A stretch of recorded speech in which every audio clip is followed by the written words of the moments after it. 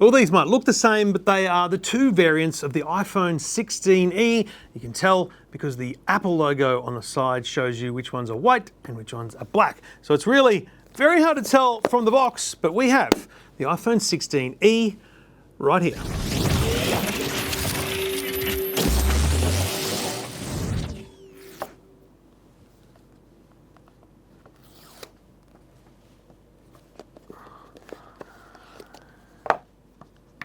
Look at that. That is the brand new white iPhone 16e, and here is the matte black version. So these are nice looking devices. They are exactly the same size as the iPhone 16. So why would you buy the iPhone 16e when the iPhone 16 exists? Perhaps though the question you should ask is, why would you buy the iPhone 16 when the iPhone 16e exists? I mean, look at this. They are near to identical. Now, I will say they're not identical. There is a fraction of a millimetre in it. And of course, an iPhone 16 case will probably fit the 16e because there's an obvious difference between the two products. And that is on this backside, the camera lenses. So on the iPhone 16, you get a dual camera. On the iPhone 16e, you get the single camera. The differences on the other side are somewhat similar. If you look closely, the iPhone 16 here has the dynamic island at the top. The iPhone 16e has the notch. So basically, you're getting iPhone 14 screen technology or screen style with the iPhone 16e instead of what is the modern iPhone 16. But I gotta tell you, the differences are actually far more incremental than you might think. And you can go to Apple's website and do a comparison of all their phones. And let me tell you, the differences are crazy small. So this is not a color infused back. It's a matte color. Makes no difference. Looks great. In fact, it looks identical. In the iPhone 16e, there's a 4-core GPU instead of a 5-core in the iPhone 16. Will you notice a difference? Probably not. They both have the A18 chip that was launched in the iPhone 16. So you are getting the latest generation of processor technology, and that's a critical thing here when you're buying an affordable phone. Will it still get the latest updates? Will it still have the coolest features in 5 years from now? The answer is yes, because it has that latest generation chip. That's critical. So basically on the sides, the big difference here is there's no camera control button on the iPhone 16e. And I have started using the camera control button a lot more as essentially my brain remembers that it's there. So it is something that takes a while to get used to, but it's also not a deal breaker, let's be honest. So on the back, you are getting the 48 megapixel fusion camera. So this is a single lens, wide angle, with a 2 times option, as in a 2 times optical lens, but it's actually just a crop. So you've got a 48 megapixel, huge, high quality picture. If you were to have an optical zoom, like a glass zoom, what they do is they find that point and they crop it. So that's the crop, and you end up with a 2x camera. It works very well and the pictures look great, but you don't have the ultra wide. So that 0.5, that is what you are missing. That is essentially all you're missing from a camera perspective, is that ultra wide 0.5 shooting. The photographic styles that exist within the camera app are not the latest generation, but again, I don't think you'll notice. Obviously with one lens, you're not going to get spatial photography if you're an Apple Vision Pro user, but if you're an Apple Vision Pro user, why are you buying a $999 phone? And there's no macro photography either. Around the front, this is a ceramic shield glass. So that's their best level of protection, but it is iPhone 15 level ceramic shield, not iPhone 16 level. Just little tiny incremental differences that may matter to you, but in the real wash-up, I'm not sure they will matter to most.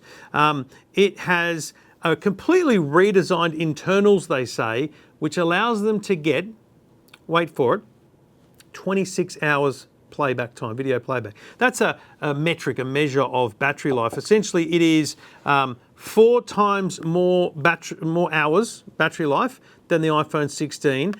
It's like 6 hours more than the iPhone 15. But if you're coming from, say, the iPhone 11, or you're coming from the last iPhone SE, it's big time. Big battery life differences. Obviously, it's a bigger phone than the last SE, so you should expect exactly that. I'll start showing you the black version here as well, because why not? I think the black's the better look personally, but that's just me. Big difference here people have noticed is there's no MagSafe. So the magnetic attach that we found with the iPhone 12 that is run through to the 16, which allows you to just clip your phone onto a nightstand or whatever it might be, charger from people like Belkin and the like, that is not here, but it does have wireless charging. So frankly, you know you're going to put a case on this thing, buy a case that has magnetic attach and you will get MagSafe. The charging speed is 7.5 watts wirelessly, but again, I know that's a lower number than MagSafe allows for, but why are you not just charging your phone overnight? Who's counting the minutes it takes to charge your phone? If that's you, you need a different phone. I get that, totally fine. But I haven't massively noticed the lack of MagSafe, other than to say that I do miss having I have my phone as kind of my clock radio, if you like, my bedside clock, and without that, I've kind of missed it a bit. But again, put a case on it and with a magnetic attach and you're good to go. So it still has Qi wireless charging. Fascinatingly, the screen resolution, although there is a very, see now I'm trying to set up this new phone, there is a very small difference in the resolution of the 16E. It's the same pixel density. So the same pixel density as the iPhone 16 exists in the iPhone 16E. So like fantastic look. Like when you're staring at this thing, you barely notice. Now, if you're an absolute stickler for data, as in specs, the peak brightness on the iPhone 16E is not as high as it is on the 16. It's about 800 nits max, which is down from 1,000. Its peak brightness is down to about 1,200, down from 1,600. And there is no peak outdoor brightness measure, so that kind of just means the 16 itself is a better phone outdoors. But again, how often are you going to notice that? I'm not too sure. And it doesn't have that 1 nit minimum, so it doesn't have that ability to bring the screen right down to 1 nit. It's something like 3 grams lighter, the 16E, than the 16. It is ever so narrowly different in actual dimensions, widths and like. Its video camera capabilities are exactly the same, except there's no cinematic mode, because obviously there's only the one lens. So there's no cinematic mode and no action mode, because it can't have the higher resolution to crop down from the ultra wide. And the stabilization is slightly different. There's only Wi-Fi 6 in the 16E, not Wi-Fi 7. Again, not a deal breaker for me. And there's some other basic changes to the networking. Like there's no thread built into this for your smart home stuff. Again, it's a big deal for people that are deep in smart home, but it's not a big deal for most people. I think Apple's testing the waters with this phone.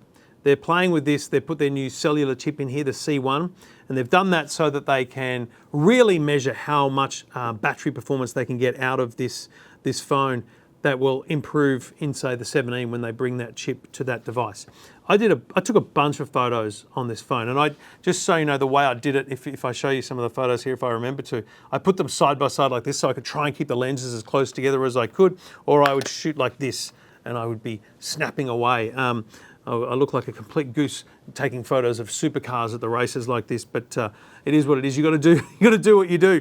But I got to tell you, the photos look spectacular to me, because there should be no degradation in photo quality, because they're the same camera. It is the same camera. It is the same 48 megapixel fusion. You just don't have the option of the ultra wide. So there's a little tiny difference in your options, but not in the quality of what you get. Here's where I've come to with this. A lot of the thought around this was we were expecting an iPhone SE. The iPhone SE in Australia was around $720, $750. This is $999. So you're paying $250 more for the 16E than you were for the SE. But that's the wrong way to look at it. Instead, you should be saying this is a $1,399 phone. This is $400 cheaper and does pretty much all the same things. So why are you spending an extra $400? How much do you really need that 0.5 ultra wide? How much do you really need cinematic mode? How much do you really need action mode when taking videos? If that's you, fine, totally cool. But this here will sell like hotcakes in the corporate environment because it's $400 cheaper across 20, let alone 200 employees. That's a huge deal. That's a big saving. So this will be the corporate phone. I'm almost convinced of it. It'll probably also be the phone that your kids get because they nag you into it. Now, I have 2 kids with iPhones. One of them has a 13 Pro, one of them has a 14 Pro, hand-me-downs, and I am going to give them these to test. So we're going to find out whether or not in daily life you notice the difference between having an older Pro model and the new E or what your compromise really is. I think the way to look at this, the iPhone 16e, is to say it's $400 cheaper than a phone that has the same screen size. This has a better battery and it has the same basic photographic capabilities. It's an unbelievably good value phone. And you can do it in a range of colors too, because there are cases, color cases, but obviously, you know, the physical phones themselves are base colors, real simple. But I think a lot of people will, you know, rock style through a case with this. Now, you might not get the Apple case, but if pink's your color, look at that. Happy days. That's a gorgeous little case, a great little phone. These silicon cases are excellent, very simple, very safe, very sturdy. I would still put a screen protector on these phones, even though they're $999, which is still expensive. I mean, I'm loath to say this is a cheap phone because $1,000 is a lot of money, and there are plenty of phones under $1,000 which offer the same features, perhaps not on the exact same level. So for me, this phone, the iPhone 16e, raises just simply one question. Why would you buy the iPhone 16?